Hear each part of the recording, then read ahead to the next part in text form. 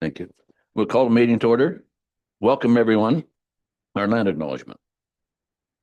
We respectfully acknowledge that the County of Haliburton is located on the Treaty 20 Mississauga territory and in the traditional territory of the Mississauga and Chippewa Nations, collectively known as the Williams Treaties First Nations. We acknowledge the shared presence of Indigenous nations throughout the area and recognize its original inhabitants as the stewards of its lands and waters since time immemorial. Thank you. This morning we have some long-term service awards. I'm going to ask the chief to come to meet me at the podium if he would.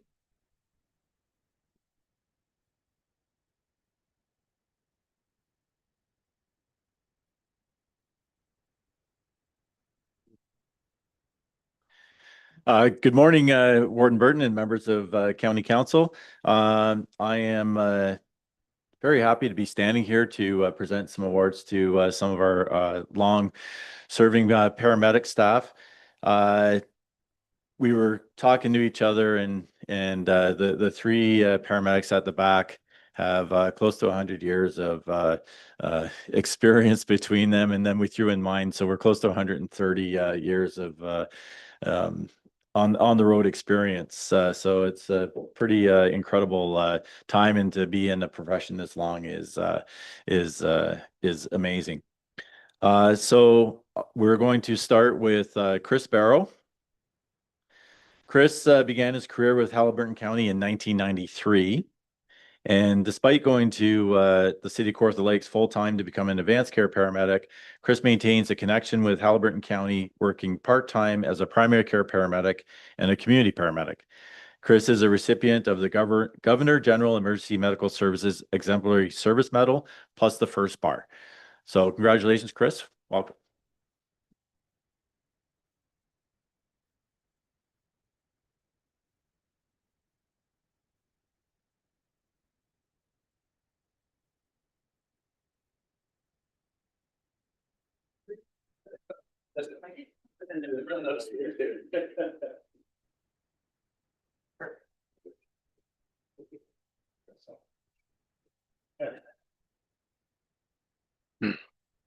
Next, we have Chris Parrish. Chris started his career in 1991 as one of the first emergency medical care attendants in Haliburton County. Chris has served with distinction and started the community paramedic program as a frontline paramedic, becoming the commander of community paramedicine, another first for the paramedic service. As a commander, Chris helped grow the CP program through collaboration and relationship building. Chris has recently become the Deputy Chief of Operations for the paramedic service and is a recipient of the Governor General Emergency Medical Services Exemplary Service Medal, plus first bar. Congratulations, Chris.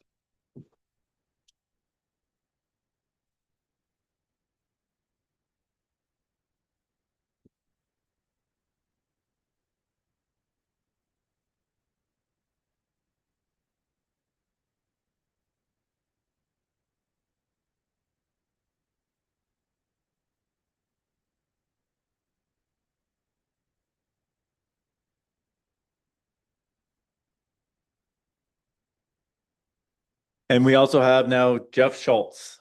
Jeff started part-time in 2000, quickly moving to full-time. Jeff has served his community as a volunteer firefighter from 1991 to 2004. He has been a member of the Joint Health and Safety Committee since 2006. And most medics know that you cannot transport a patient from Highlands East unless they believe Jeff would approve. Congratulations, Jeff.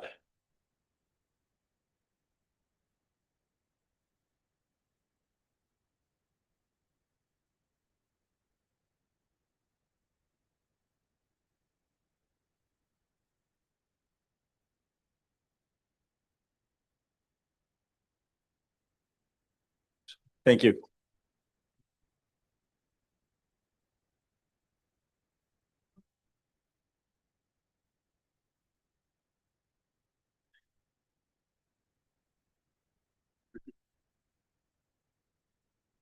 Any disclosure of any interest?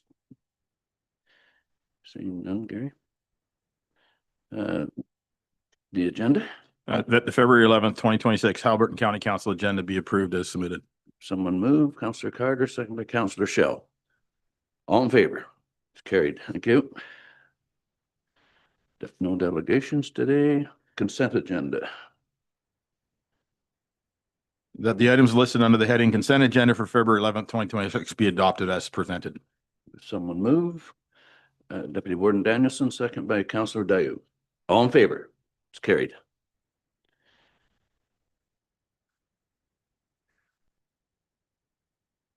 Office of the CAO, Gary.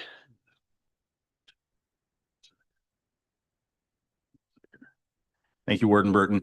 Just as an update to council, as with the renovation project is proceeding, we're getting into the next phase of the development where they're going to start working on this building, which means they're starting on the top floor. So this will be the last council meeting held in this room. We're looking to be back in the new facility for our April 22nd meeting. Hopefully it'll be done the first or second week of April, but the first available council meeting is here. We had the opportunity, the original construction schedule was quite linear in nature, where it was going to be quite an extended period of time. We had the opportunity to shorten the construction period between both buildings by over 2 months by proceeding in this fashion. So we're going to be about 10 weeks worth of construction on the upper floor. But in that interim period, we will be council will return to the meeting across. And so as we're going forward, council meetings will be scheduled to be virtual during that period. However, should council wish to have one in person, that's at the discretion of the warden, and we can make arrangements to do that as well if council wants to meet in person. Any questions? Resolution? Oh, sure. I've had a few people inquiring, asking me questions about the project. And just wondering if it's on time, what they projected, and also cost. Yes, through your warden. Yes, so it's my understanding that we are actually maybe a bit ahead of schedule still with respect to the time of the building across the road. We're currently within budget. There will be reports coming forward to council that will be progress reports on the building itself as we go forward. So yeah, yes, the answer is yes to both your questions. We're on schedule and within budget. So right now, I guess they've been at it for what, 5 months? Roughly? No. November 26th they started. And there's no financial update on where they're at that way? We'll have a reporting in, but it's currently there will be reports coming to council on the progress of the project, both from financial and on the physical construction side of it. But we can report that we have no overages right now, and we're a little bit ahead of schedule. And as I just mentioned, with the schedule modification we made, we'll be completely done the project in September versus almost December going forward. Thank you. Any other questions? Resolution? That report, CLK 01/2026, council meeting location temporary change be received as information. If someone move, Councillor Carter, second by Councillor Ryle. All in favor? It's carried. Corporate Services, Public Works, so.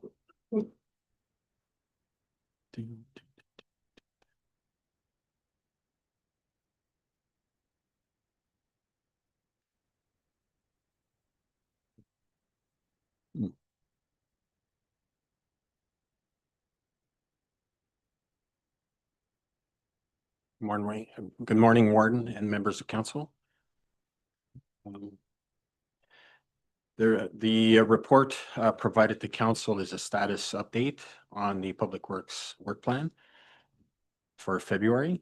Items to note are that Public Works, the department, is working to in preparing and finalizing tender documents and working with the procurement department for all our capital projects, maintenance, and equipment purchases for the ongoing year.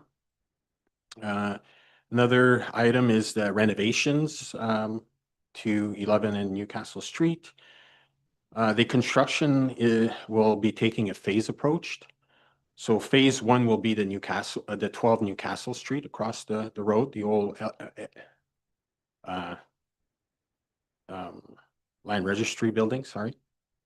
And phase 2 will be the second floor or upper floor at 11 Newcastle Street, which is the room that we're presently in. Phase 3 will be the main floor of the building, and phase 4 will be the basement floor, the lower floor. Phase 1 started in November 26. Demolition was completed December 3rd. And now the trades are in the building performing all their respective work. The anticipated completion date is April 22nd for across the street. Before April 22nd, sorry. And right now we're a little bit ahead of schedule and on budget as well. Phase 2 is scheduled to start February 17th, which is this room or this floor that we're presently on. And hopefully will be completed by May 15th. There are 2 staff that will be affected, and they will be moving to offices on other floors. And obviously council will be going virtual for that time frame. Overall, the project is progressing well, with no major issues or surprises, I guess we could say. Another item to note is the road salt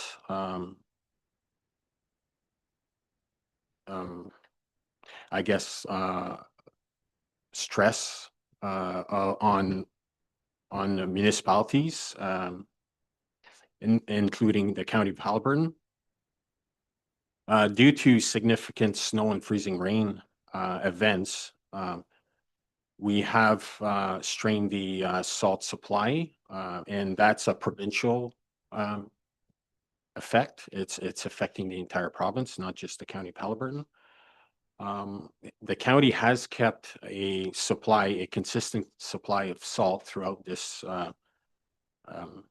strain on the salt supply, where we have secured the salt supply and delivery moving forward, where the salt stockpile has been depleted at the Bowmanville docks.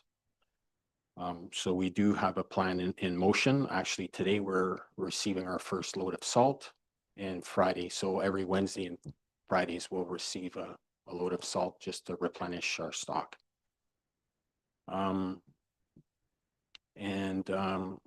County roads department continue to treat the roads accordingly, and within the minimum maintenance standards as well. Be happy to take any questions. Gary, you had something to add? Yeah, thanks, Warden Burton. I think just before council has the opportunity to talk to Sil, I think it's important to recognize the efforts that Sil and Gary Robinson made during this. The salt shortage is actually a provincial wide thing, and there are municipalities that actually ran out of salt, and some closest as well. But through the type of winter maintenance program that Greg and Sil run, we were able to maintain our sort of salt, but also quickly got onto it and secured a new supply of salt for us that ensured that we weren't going to run out of salt for the rest of the year. So I think they should be thanked for their quick thinking efforts on that one. So Questions? Deputy Warden Dennison. Just to be clear, I was going to ask about the salt and the supply of salt and whether that was a problem or not. Is there going to be an impact on the lower tiers at all? No, we should be able to supply the lower tiers with the salt that they require through the year. Councilor Rob? Yeah, as you can see outside, Mother Nature isn't finished with us yet. So how are we doing with relation to resources and the overall budget in relation to where we are, where we could be or should be? Well, so far our resources are in good conditions. Our fleet, we continue with our fleet maintenance and our staff as well. We have a really good team working in the roads department, and they are to be commended on the work that they perform day in, day out in the adverse weather that they do work in. For budget, it's hard to determine exactly, but we are close to being, we are within budget overall. The salt supply has kind of elevated that cost, but we're still in good condition for the department. Thank you. Councillor Dayu? Thanks, Sil. Does salt go bad? Could we order a load and a half next year, for example, and know that it'll be fine for the year after, or is that not how it works? No, if the salt is stored properly for the summer months, it won't go bad. Usually there's a little crust that develops on top of it and it helps protect it from moisture. But if it's tucked in the salt sheds, it's usually pretty good for next season. Other questions, Mary? This has nothing to do with salt, but I don't know what we're doing, but all the intersections, when you have time, and I know how busy it's been, it'd be nice to pare them back. A lot of the county roads you can't, you can't see. Like we got a bank there, they're 7 and 8 feet high, and they're pulling out and they can't see. So if we got time, I know you're busy, but that's really a safety feature. Okay, Because there's been a lot of close calls. thank you for that. Well, Deputy Warden Danielson? I wanted to ask a question about the rail trail. I see from your report that we're doing basic maintenance on the rail trail. I'm just kind of thinking about, in the past, we've had a bit of a working group to talk about any improvements that we might want to make to the rail trail. And we seem to have kind of lost track of that over the last couple of years. And I'm just wondering if there'd been any thought given to some planning for the future about improvements. yes, it's been on a part of the work plan every year. It's just, it's unfortunate that we haven't been able to meet as a working group. But my goal this year is to have the working group back again and for planning and of the rail trail for not just maintenance, but for capital projects as well. Thanks, Sil. Other questions? Resolution? That report, PWS 01-2020, 26 Public Works Work Plan February update be received as information. Someone moved, Councillor Perry, second by Councillor McKechnie. All in favor? It's carried. Planning approval of Highlands East official plan, amendment number 3. Kim?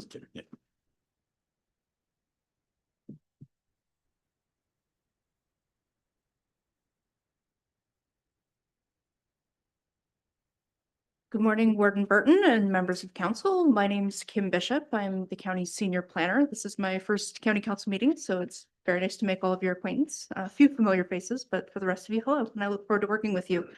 I'm pleased to provide the opportunity to bring forward an official plan amendment for the municipality of Highlands East for council's consideration today at this meeting.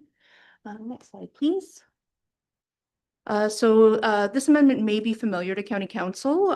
It's a revised version of an OPA that was approved by County Council in December of 2024. I'll just give a quick overview of kind of the subject property and the context, and then we'll go into sort of why we're looking to revise this official plan amendment today versus what's currently in force and effect. So the subject property here, as you can see on the slide, is 1030 Mineral Lane. This is a waterfront property on the east shore of Salerno Lake in the municipality of Highlands East. It's legally described as Part Lot 3, Concession 3 in the geographic township of Glamorgan. The property did have a shoreline road allowance owned by the municipality that was conveyed to the upland landowner here in 2011. So this property is currently developed with a cottage, a 1.5-story frame garage, and 2 septic systems. The property owners wish to convert the garage to a dwelling and sever the existing cottage from the remainder of the property, which would result in 2 separate land holdings, each occupied by a dwelling and a Class 4 septic system. During the original consent pre-consultation with the municipality of Highlands East, the applicants were advised that a local official plan amendment would be required to permit the creation of a new lot here. This would consist of a special policy exception that exempted the development from 2 sections of that local plan that requires new lots on a lake to maintain a 30-meter shoreline setback. The retained lands, which are the portion of the lands that are subject to this amendment, are occupied by the garage and one of the septic systems. Next slide, please. Thank you very much. So the original amendment was prepared on the basis of a preliminary site development plan that was drafted in 2013. This site plan illustrates the location of the garage as being 68 feet plus or minus to the high water mark of Salerno Lake. 68 feet, for those people that use metric, is 20.7 meters. The septic system on this lot that would service this conversion was existing and was installed by an HKPR permit back in 2007. The permit itself illustrates a 30-meter setback to the high water mark of Salerno Lake. However, it's evident on the site plan that the as-constructed location is actually closer to the 20-meter mark. The crux of this OPA was that any lot created after December 7th, 2004, which was the date that the Highlands East official plan came into force and effect, that wasn't occupied by a legal dwelling had to have a 30-meter development setback. In a scenario, say, where you had a lot that had 2 houses and 2 septic systems that had been legally established prior to that date, you'd be in a position to split them. However, typically sort of vacant lots or lots that don't have a house and septic system on them already would be subject to a 30-meter setback. As the garage and septic system are both located within 30 meters of the high water mark of Salerno Lake, special policy was required to permit this new lot creation. Next slide, please. So County Council approved an official plan amendment at their December 2024, pardon me, I don't know what year it is, meeting. It had been adopted previously, I believe, in October of 2024 by the local municipality. Once that was done, the applicants went forward and completed sort of their formal consent pre-consultation, going through council to get a resolution to take to the Land Division Committee. One of the conditions recommended by council in that resolution was the drafting of an updated plan of survey that illustrated the location as built of all of the structures on the lot. When that survey was prepared, it was determined that the garage is constructed as 19.1 meters from the high water mark, not 20 meters from the high water mark as required by the official plan amendment. The septic system, however, is 20.1 meters from the high water mark, so it is in conformity with that OPA. County and local staff sort of were circulated on this, reviewed, and advised that any technical reports that were prepared in support of this application did need to be revised in light of the new information, and that was brought forward to staff for review with the OPA. Next slide, please. So the revision principally was to prepare an addendum to the site evaluation report. So a site evaluation report, or SER, was prepared by Mikulski Nielsen Associates, which is an environmental firm out of Muskoka. Gord Nielsen, who is the report's author, provided an addendum saying that there were no changes to his conclusions in support of the development proposal, nor any changes to his recommended mitigation measures that he'd outlined in the original SCR. So the recommendations, just to refresh council, that they would restrict future development behind a 30-meter setback to the high water mark, so you'd have no expansion to structures that are within that 30 meters, pardon me. There's fairly extensive replanting of areas along the shoreline in front of both the severed and retained lands. There's sort of your standard site evaluation report requirements where, we have erosion and siltation controls during construction, making sure that water coming off the gutters wasn't going straight down into the lake, that sort of thing. One of the other recommendations was that a site plan agreement or a development agreement would be registered on title as part of the consent to ensure the recommendations sort of carried with the land. Conditions of consent incorporating these recommendations were recommended to the Land Division Committee by the Highlands East Council when they passed their endorsement in March of 2025. Next slide, please. So this is really hard to see from here, but basically the amendment that we're considering today is substantively the same as the original amendment that was considered in December of 2024. The only change here is that the garage to dwelling conversion is permitted subject to a 19-meter setback instead of 20 meters, and the 20-meter requirement for the septic system remains the same. Next slide, please. So as an approval authority for local official plan amendments, it's the role of the county planning staff to ensure that any local amendments are consistent with the provincial planning statement 2024 and in conformity to the county's official plan. With regard to the provincial planning statement, these lands are considered rural for those purposes, cottage uses, subject to the appropriate provision of services like water and wastewater. So in this case, individual service, your septic system and your drinking water, either from a well or the lake, are the kind of appropriate service. Yeah. And then the SCR did a review and determined there were no significant natural heritage features that needed protection. So no provincially significant wetland, no species at risk, and no critical fish habitat. And then finally, and kind of most importantly, Section 4.2 of the PPS requires that approval authorities improve, protect, or restore the quality of water features. It's the opinion of county staff that provided the recommendations of the site evaluation report are implemented, and most importantly, substantively require, no further development within that setback and a substantial revegetation and renaturalization of that shoreline, we are of the opinion that it should protect the existing quality of the water. The recommendation of Mr. Nielsen was also that, having reviewed the soils in both septic systems on the severed and retained, they had adequate capacity to retain nutrients like phosphorus to prevent them from migrating into the water. In terms of the county official plan, the county official plan does require a minimum 30-meter setback for new lots. County staff back in 2024 did liaise with the Ministry of Municipal Affairs and Housing, because that was actually an MMAH like inclusion in the official plan when it was approved in 2017. And what the MMAH determined was that in this case, because the septic system is existing and the building is there, we're not looking to sort of create something new. They would consider it to be existing development for the purposes of the county plan. So it did not require a county official plan amendment. The revegetation required by the SCR supports the county official plan policies that protect vegetation and trees within 30 meters of the lake. So with those the sum of that information, county staff are comfortable that it is also in conformity with the county official plan. Next slide, please.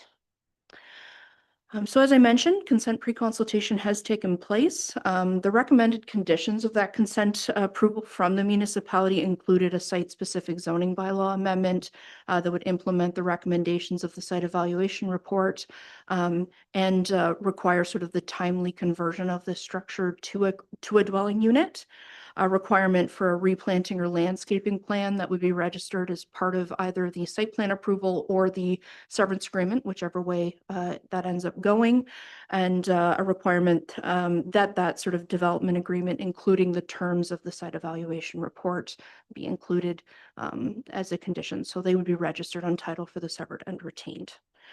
So provided those recommendations are sort of implemented through all of those planning controls that will be heard if approved at a sort of future land division committee meeting, county staff are satisfied that this is consistent with the PPS and conforms to the county official plan. Our recommendation today is to approve the amendment without modification, and then through that resolution as well, rescind the previous approval for the 2024 amendment, just to tidy things up. I'm happy to answer any questions should council have any. Thanks, Kim. Questions? Councillor Ryle. Just one, Kim. When this gets put forward through its process at our level, are they going to be able to begin, assuming also they meet the requirements of all the other stuff, are they going to be able to start construction this spring? No. So through the warden to Member Ryle, this has not been to the Land Division Committee yet, so the application has not even been heard for consent. My understanding in reading the recommendation, the process here would be that if approved here today, we have our notice and appeal period, at which point it then comes into force and effect. They are then in a position where they are in conformity with the local official plan, and they can make an application to the Land Division Committee. The Land Division Committee will render a decision on that basis, and then they have 2 years to satisfy the conditions of consent. Most people satisfy those conditions in a more timely manner, but for example, if they require a development agreement as well as a zoning bylaw amendment, those processes typically take kind of 3 or 4 months to do. So kind of once you get down the road and they have council meetings to go to, I would anticipate that if they were to sort of move everything in lockstep through these processes, they would probably be looking at next year to do their conversion to the house. Okay, thank you very much. I just wanted to make sure it was going to happen in a reasonable period of time. And in response to that, the recommendation in the consent conditions was that any zoning bylaw amendment passed by the local municipality would be subject to a temporary use provision that lets the garage stay a garage for 3 years. And if it is not within that 3-year period converted to the dwelling unit as required, the development agreement would include provisions that would require its demolition. Thank you. Other questions? Resolution? The plan report PLN 01/2026, approval of Highlands East official plan amendment number 3, county file 4601 OPA 003, be received for information. And further, that the Haliburton County Council approves in its entirety without modification the revised official plan amendment number 3 to the municipality of Highlands East official plan that was adopted by the council for the municipality of Highlands East on November 18th, 2025. And that Haliburton County Council approved the Highlands East bylaw 2024-92, being a bylaw to adopt an official plan amendment for the lands of Besset and is hereby rescinded. Could I have someone move? Deputy Mayor Ryle, Councillor Ryle, and Councillor Dayu. All in favor? It's carried. Thank you. Thank you. Thanks, Kim. Economic Development, Tourism status update, Angelica.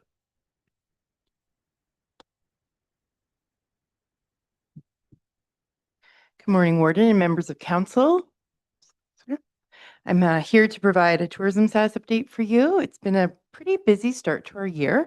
We've had a lot of activities going on, including a new folk festival that we've launched this month, February Folk Fest. It's seeing a lot of excitement in the area. We have more than 40 performances taking place this month in over 20 venues featuring more than 60 performers.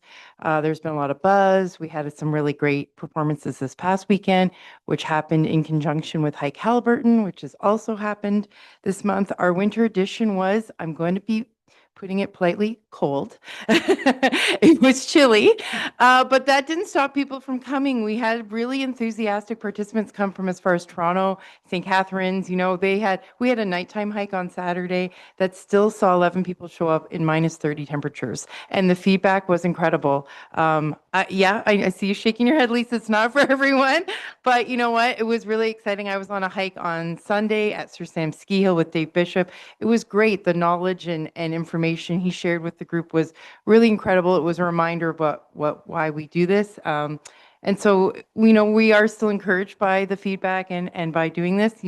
Mother Nature likes to throw us some curveballs here and there, but we just go with it. It was clear skies. It was sunny. So what more could you ask for?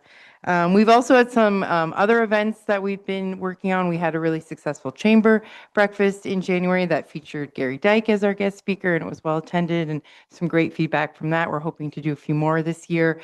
We have some workshops coming up in the next couple of weeks. So we've had a lot of good things happening. We have more coming, and I'm happy to answer any questions you might have. Thanks, Angelica. Questions? Comments? Just a comment that it is amazing how that hike festival has brought people into the community. Friends that I knew from years ago that live in the city now heard about it, and they come up and go to it, and good on them because I'm not that brave. I totally agree. I was on a hike with a lady from Toronto who's part of a hiking group, and she just comes to Haliburton for Hike Haliburton every year for the fall and winter. And she has friends who have cottage in the area, and she was really enthusiastic taking pictures to show all her friends back home. So, Very good. yeah. Resolution. Staff report EDT, sorry. That staff report EDT 1/2026 tourism status update for February 26th be received for information. If someone move, Deputy Warden Danielson, second by Councillor Shell. All in favor? It's carried. Thank you. Thank you very much. Economic Development. Yeah.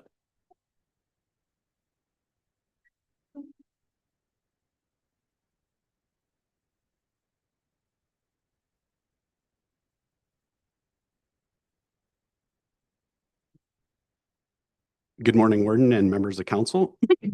Just a couple items of note in this report. We do have a summary of MAT revenue that we have received to date. So that just provides some context. That's all the revenue that's been generated from the start of the program, recognizing that it probably is going to be from the start of the program, probably a year to 2 years before we really, get people in the habit of remitting those funds. Also, what I included just as the paperwork for the Municipal Services Corporation that would manage the county's portion of that revenue has been received from our legal representatives. And we'll actually begin the process once signatures are put pen to paper of actually incorporating that entity. We've talked about it before, but I just wanted to reiterate to council just to lay out what that relationship looks like. It is somewhat similar to the relationship with the library board in the sense that county would be approving an annual funding allocation based on a business plan that would be presented. Council would have the opportunity to provide input on the items noted in that business plan, which then could be redirected to the board for further refinement or adjustment based on the input received. And then that would adjust the funding allocation. I guess the difference would be that the funds for this entity are coming from a consumptive tax, and it would be slightly different than coming from the tax levy. As well, a municipal services corporation, I won't be promoting early on, but they can take debt on their own. As well, we don't see it with entities related specifically to tourism. It's more common in my research when they're related to public utilities. But debt actually can be transferred from the municipality, or in this case, the county, to that municipal services corporation. And that does not impact the borrowing capacity of the county or any municipalities that are represented within there. So that is a caveat that opportunity does exist. Initially, as we laid out early on in the process, that we would have 4 municipal members. So in this case, it's for the 4 mayors of each township would be on the board. And what they're required to do in those initial meetings is finalize the transfer payment agreements that would be presented to the local townships. In a perfect world, those agreements would be relatively all the same, maybe with some small changes. That group also would go about the process of identifying the methods that we would use to appoint the remaining 3 public members for this term of council. I have received comments from some short-term rental hosts, so I would just put the bug in the ear of this council. We would view it moving forward probably well into the next term of council that we would slowly migrate that representation from four political representatives and maybe down to 2 or 3, so that there's more public representation. It becomes a little bit more politically agnostic. Just in research, most municipal services corporations operate kind of with a similar framework where there's 1 or 2 municipal representatives. And then the process for selecting those public representatives are done on an interview basis, and usually done on kind of a skills metric as well. But again, I would leave that process. It would be up to the 4 existing board members. The Economic Development Department, along with staff from our tourism team, as well as representatives from Haliburton County Development Corporation and the Chamber of Commerce, have been working with the downtown Minden, or I believe they call it the Minden Triangle right now, business association. They're slowly forming and looking at ways to activate downtown Minden. Our role in that process has really just been working with the advisory group that's kind of steering it right now, and trying to work through with them just on refining their decision-making processes, so that they're somewhat standard. And then that allows them to go about the process of looking at a strategy and creating action items in a transparent way. We have had discussions with following the results of the Phase 2 ESA with Habitat for Humanity on the We Care property. So our goal is actually to have them here today, but they're just finalizing some preliminary drawings, or mock drawings, I should say. And they weren't totally to the spec that we thought we could present them to council without a lot of questions. So the goal is to have them here on March 11th and present those drawings to council and get a little bit further direction on that project. Lastly, in here, I've just noted the wayfinding project is coming to its conclusion. We'll be presenting the final report either in early March or the end of March. I've just laid out the process in which we're going to go about that, just given some of the numbers I've seen preliminarily on that final project. Is what we would be doing is coming to County Council, seeking direction and hopefully endorsement of the design guidelines for those signs, as well as the assets that would be on each community wayfinding node. But subsequently, that strategy, our recommendation would be forward to the Municipal Services Corporation. They would be looking after actually funding and developing the implementation plan, so that burden wouldn't fall on County Council. But you would be provided the care and control of actually selecting what the preferred design concepts are and what the community assets would be on those signs. And with that, happy to field any questions. Any questions? Councillor Shell.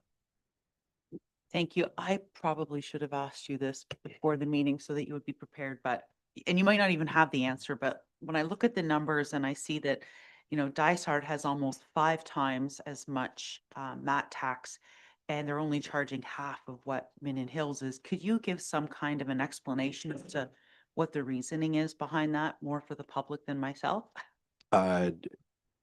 Just for clarity through the 2% or why they've collected so much? I'm saying they obviously have 5 times as much and they're only charging half, so it could actually be 10 times as much if it was the same rate. So that's my question as to why is there such a disparaging difference between the 33,000 from Dysart, which is a similar sized municipality, to Minden Hills, which is only 6,800. Through you, Warden, I'll do my best to answer it. I think a lot of it just comes down to when the program was launched. There was a lot of, I guess, back and forth with Granicus on how it was being collected.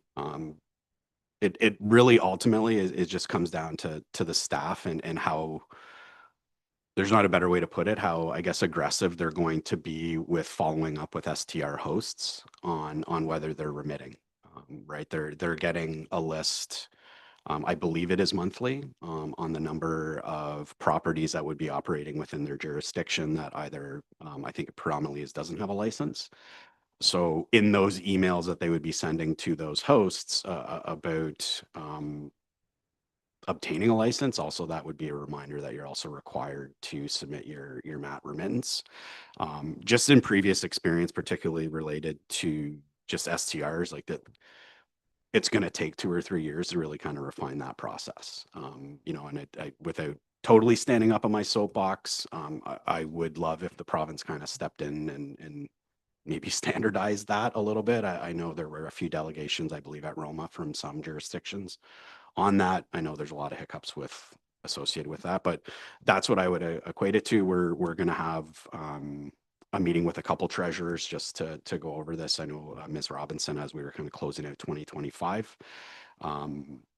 reached out to each one, and it's going to be a process, and it's really it's going to come down to staff resources and how aggressive they're going to be. So it's a very long-winded answer, probably, to a short question. Councillor Ryle. My question is, well, first off, I'm looking at 3 out of 4. There's quite a difference there too. But in terms of the corporation that we're doing, can you give me in broad terms, high level, where you expect the functionality of the corporation to be roughly 6 months, which would be the end of June, and then roughly at the end of the year? Can you project that? Absolutely, through you, Warden. So at the end of 6 months, the goal would be to have all the transfer payment agreements, which again are a legislative requirement, adopted. What that document primarily sets out is what this entity is going to spend money on. So and again, it's generally general language, but marketing, promotion of tourism, investment in tourism infrastructure assets, as an example. Once those are adopted, it would also outline the reporting mechanism. So along with communicating with County Council, there would be an obligation for this organization to communicate with the townships, ideally more than once a year. I think we'll probably put the language in it, at least twice a year, just as touch points. Following the adoption of that, you would, At the same time, you'd also be identifying the process for selecting those or what you're going to use to select the public members.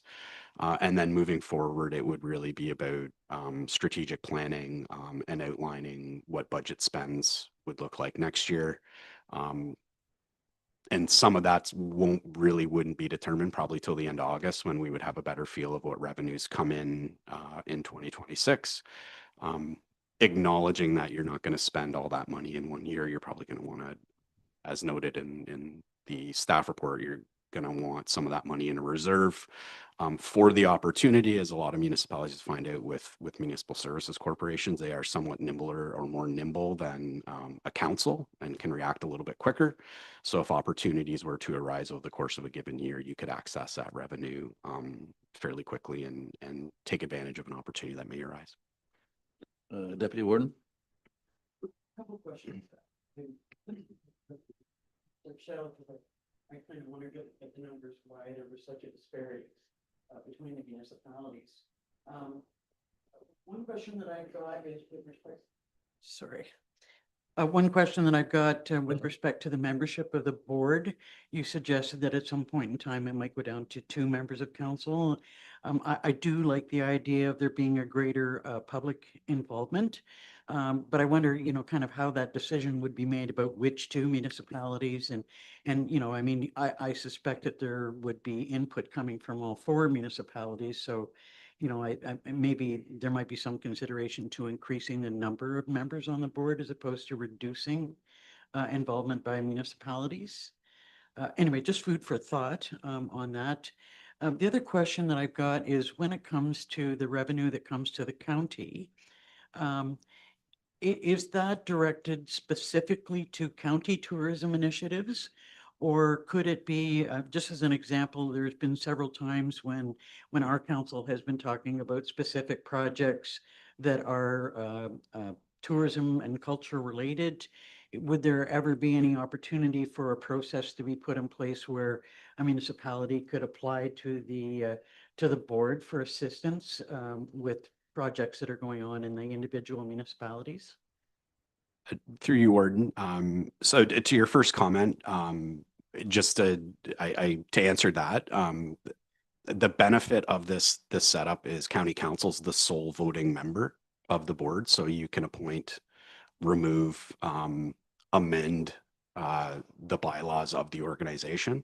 So if we were to change the board composition, you would be the sole entity that would decide what that composition looks like. So that's where that input from both the local and the upper tier level would come. As far as looking at, I guess, partnerships with our member municipalities, I think those would come about really with those touch points, and that's why I suggested within the TPA you would probably have 2 in a given year. One prior to budget, and then maybe one halfway through the year. There isn't anything that would preclude a member municipality from approaching the Municipal Services Corporation and say, we have this going on, or we're thinking about this. Is there any opportunity for you to explore either partnering with it, taking perhaps the endeavor on in its entirety, depending on what the scope of it would be. That would, I would strongly encourage that board to be open to any of those conversations, because again, we have to recognize that, those partnerships are going to make us stronger, and alleviate perhaps it could alleviate some additional financial stress on your organization to get something done sooner, I think, in a lot of cases, than perhaps would be the normal. Thank you. Councilor Ryle? Just to follow up to my initial question. So by the end of the year, that would be the end of 2026. Are you confident that we will have some kind of an operating budget for the corporation for 2027? Again, I realize it's going to be a lot on projected income because 2026 is going to have continual growth in revenue, because we're really not sure where the actual number we're going to have in the second half of 2026 until we get closer to almost the end of 2026. So do you foresee some kind of a preliminary initial budget that would be in place? And if so, would it be a budget that could have adjustments to it as 2027 moves forward, or would we want to lock it in and take anything that's in excess to more of a reserve type program? Short answer is yes. Short answer is yes, there'll be an operational plan that would be presented both to the Municipal Services Corporation Board and to this council by the end of this year. Both myself and Miss Ingram might not know that yet, but she's also committed to that process. As far as the budget, the really quick answer is, again, the county council would approve the funding allocation with an associated business plan. Whatever money wasn't allocated would go into a reserve, as noted. If, and I may, or my CAO may correct me if I'm wrong on this, but I think my understanding is pretty sound.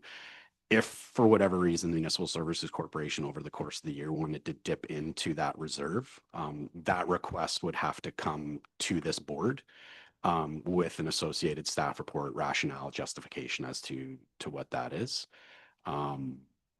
That's how you would amend the budget. But again, the funding allocation is, use round numbers. You're going to say it's $100,000. Here's what we're going to use it for, and you move ahead. Any amendments to that work plan over the course of a given year would be, and updates would be done to the Municipal Services Corporation Board. And very similar to how we do our tourism and economic development updates right now, we would subsequently just, bring those updates to County Council for their awareness and information. Thank you. Other questions, Murray? I think this is a good opportunity to projects like the rail corridor, which is a great tourist attraction. And that takes a little pressure off the tax base here. If you put some money into that, then it takes it off Sylvan's budget. So I think those are the kind of projects that certainly I would be looking at. Through you, Warden, that would be the language that we would include in the TPA. It would be funding or supporting, county or municipally owned tourism assets, e.g. Rail Trail. And Director Kuche and I have had those conversations, and I wholeheartedly agree. Councillor Carter? So thank you for this. I think these service corporations are probably a extremely important new organization as we move forward. In your document, you said that the paperwork has been filed. Could you just, two-part question. One, does the corporation at this point officially exist, or when will it, officially exist? And then two, what are the things that this corporation can do? What is it that, other than this, the tourism, projects and so on, what other things can fit under this MSC? Through you, Warden, it's just actually a matter of getting signatures from the 4 initial board members. So that lucky for you, it's another meeting. As noted in the staff report, though, an MSC is not subject to the same kind of open meeting practices and concepts that a county council is. By no means am I suggesting that we would not be open and transparent about when we meet, what are the outcomes and things like that. So once that's signed, they just get filed, and it's an official functioning body. To the second part of the question, and this is just through my research, our CIO has far more experience and might chime in on this and might have additional thoughts. The MSCs in my research and what I've seen are traditionally they're very specialized. So if it's a tourism municipal services corporation, it primarily focuses on tourism. They could be used for alternative methods, such as a public utility. I'm not sure how you would really do that and have a board that would be able have the expertise to manage both. So you would probably just go about the process of creating another one. Having gone through it once myself now, there are some things that we could do to make it quicker. But again, that would be if you were to look at additional municipal services corporations or additional mandates, that would be at the discretion of this council or a township council. Councillor Dayu? Thanks to Councillor Danielson for raising the question about whether lower tiers can apply for the sort of support. Very much on my mind as well. To that, I wonder if at some stage there could be some parameters about what that might look like. What constitutes the difference between a township project versus something that genuinely supports the whole county. So I'd look forward to those parameters, and I almost would like to suggest that the pump gets primed a little bit. If the lower tiers were able to suggest off the hop, these are the sorts of things that we would consider to be of interest countywide, that might help to shape the parameters, because it's sort of looking into a void and constructing something that would be hard to define without some good examples. So that would be my first thought. Second thought would be, I wonder if the corporation, looking ahead, would consider what sustained partnerships could look like rather than just one-offs. And I do think about the township projects in particular. Would there have to be a request that's prepared by staff every year for more funding and more funding, or could there be some sort of sustained arrangement for continued funding? And I know you can't answer that now, but it's the two thoughts that I would put into the pot for later. I saw our CIO's hand go up, so I'll let him answer that. Thanks. I think in that a lot of really good comments in your question, Councillor. But I think to look at it as it comes forward and become a functioning body, it will function similar to any arm's length organization that we function with. They will be the board itself or the Mississauga Corporation will have a plan, will have a business plan that they will function under. The component parts of that, if a municipality, we have overarching tourism plans, we have overarching economic development plans that would scope the work plans of the entity itself. So any request into that entity would be submitted as you would to any other portion, but from the lower tier to the upper tier, it would be submitted up for funding or partnership. It would be partnership funding from the county. This case would be through the MSC.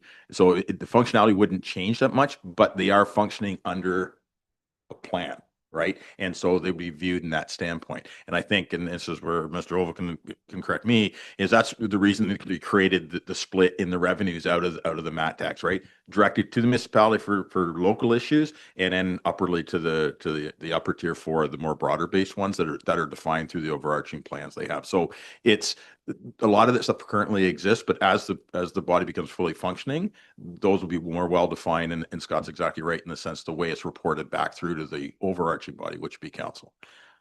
And further to that, and through you, Warden, what I've seen in the majority of municipalities is with the revenue that's retained by, in this case, our member municipalities or townships.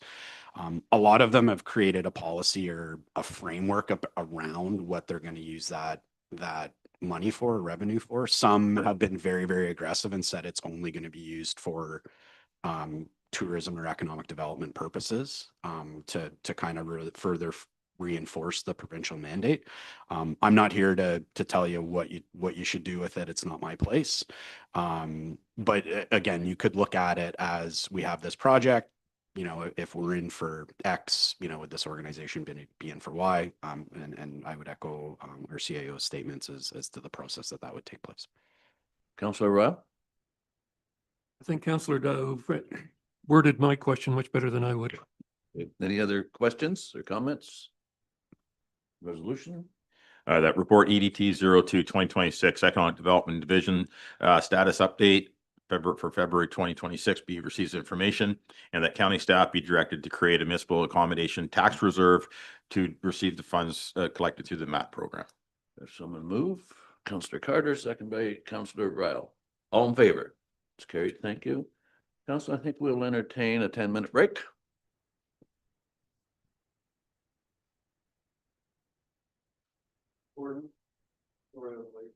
Not a problem.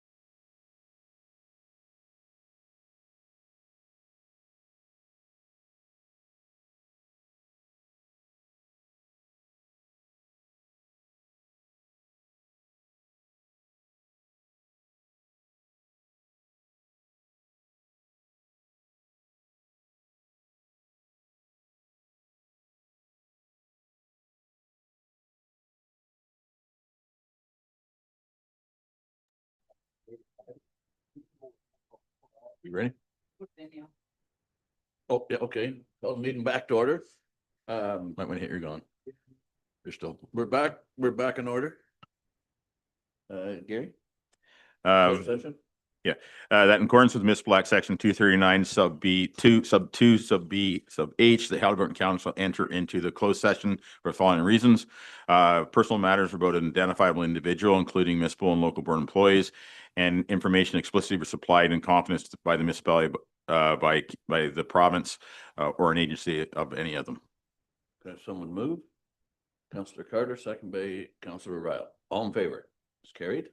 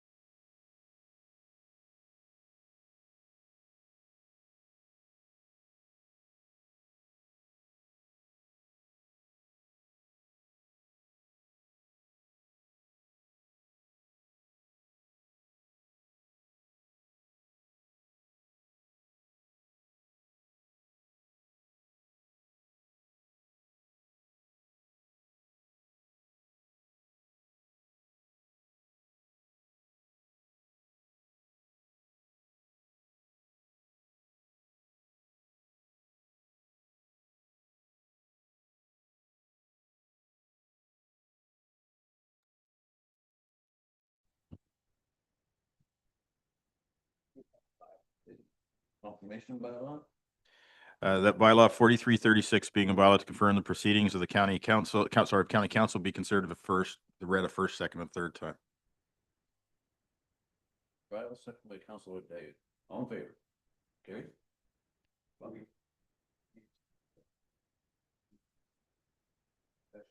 No.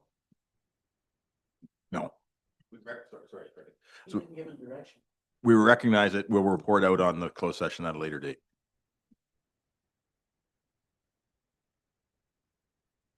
No. Not at this time. Did that close. Yeah. Yeah. I know.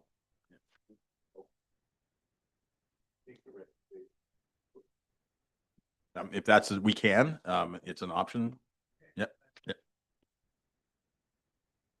All in favor? It's carried. Adjournment. So we're in favor of what? What was on the table? Confirmation ballot. Oh, okay, great. Ready? Sorry. A little brain cramp. Bob threw his A curve. little brain cramp. Okay, so you got a mover and seconder for the confirmation ballot. Yes, and it's been carried. And it's moved. Okay. So the next motion, Adjournment. that the February 11th, 2026 meeting of Haliburton County Council be adjourned at 12:06 p.m. Cackney, second by Councillor Carter. All in favor? It's carried. Thank you. Thank you. Council, thank you, staff. Ready to close the vote?